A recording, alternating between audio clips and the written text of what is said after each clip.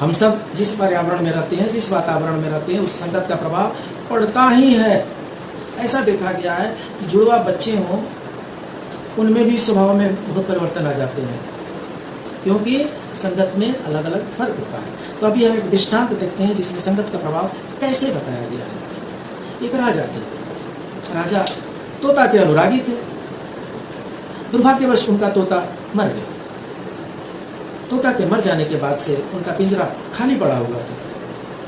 दरबार में उन्होंने अपने मंत्रियों से कहा, हे मंत्रीगण, पिंजरा खाली पड़ा हुआ है, एक तोता की व्यवस्था की जाए। मंत्री इधर उधर घूमते गए, तोता को ढूंढते ढूंढते एक संत के यहाँ पहुँचे और उनको बहुत सुंदर एक तोता दिखाई पड़ा। उन्होंने संत से निवेदन किया कि हे प्रभु, हमारे राजा तोता खोज रहे हैं, हमें तोता भी कहीं मिल नहीं रहा है, आपका तोता बहुत अच्छा है, आप अगर हमें तोता दे देंगे तो हम राजा के दरबार में लेके चले जाएंगे। संत तो होते ही हैं उदार, बोले ले जाओ। संत के तोते को लेकर के राजा के दरबार में उपस्थित हुआ गया। राजा के घर वाले अत्यंत प्रसन्न हुए और सोने के पिंजरे में तोता को रख दिया गया और उसका लालन पालन दुलार सब घर वाले मिल करके करने लगे। शाम हुई, सब सो गए।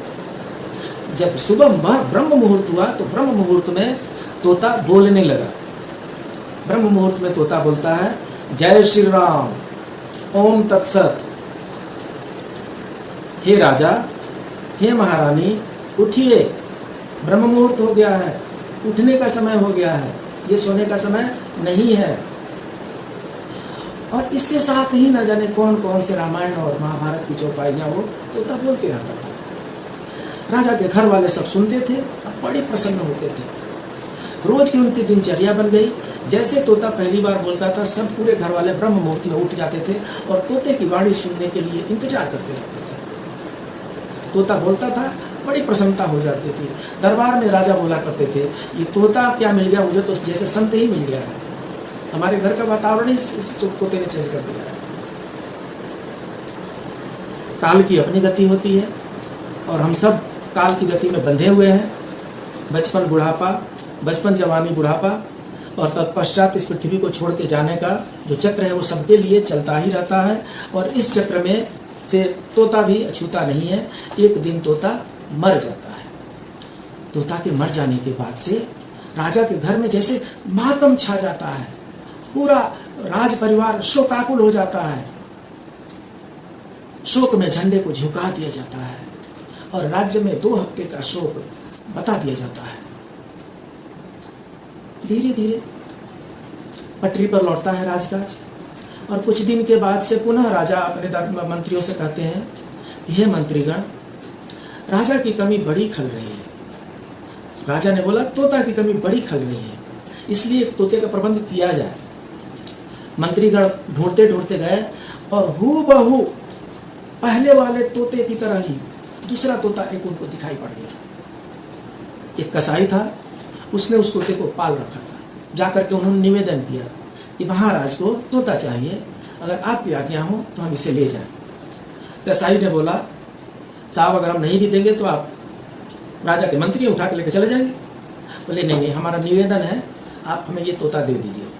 कसाई ने उनको बताया, तोता देने से पहले मैं आपको बता दूं, एक बहेलिया ने एक पेड़ पर से 2 तोते को उतारा था। एक तोता एक संत लेकर के चले गए और दूसरा तोता उसने मुझे बेच दिया था। तो ये दूसरा तोता मेरे पास है, आप ले जाइए, राज दरबार में ले जाइए। तोता लेकर के गए और तोता ले जाने के बाद से अब कसाई वाला तोता राजा के पिंजरे में पहुंच गया। राज परिवार बहुत प्रसन्न हुआ। सबको लगा कि वही तोता जीवित होकर के चला आया है। दोनों के नयन, नासिका, पंख, आकार, चितवन सब एक जैसे थे। लेकिन बड़े सवेरे तोता उसी प्रकार राजा को बुलाने लगा जैसे कसाई अपने नौकरों को उठाता था। तोता बोल पड़ा, बच्चे, राजा बन बैठा है, मेरे लिए ला अंडे, नहीं तो पड़े डंडे। यही बात तोता बार बार दोहराता रहा। राजा को क्रोध आया और उन्होंने तोते को पिंजरे से निकाला, गर्दन मरोड़कर किले से बाहर फेंक दिया। दोनों तोते सगे भाई थे।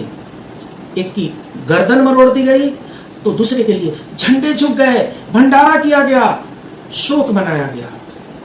आखिर भूल कहां रह गई? अंतर था तो संगति का अंतर था। इसलिए हे मानव, अपने बच्चों को उच्च शिक्षा के साथ साथ अच्छे संस्कार भी दीजिए, ताकि वो जहां भी जाए सबका सम्मान कर सके और अपने आचरण से खुद के साथ साथ परिवार का नाम भी रोशन कर सके।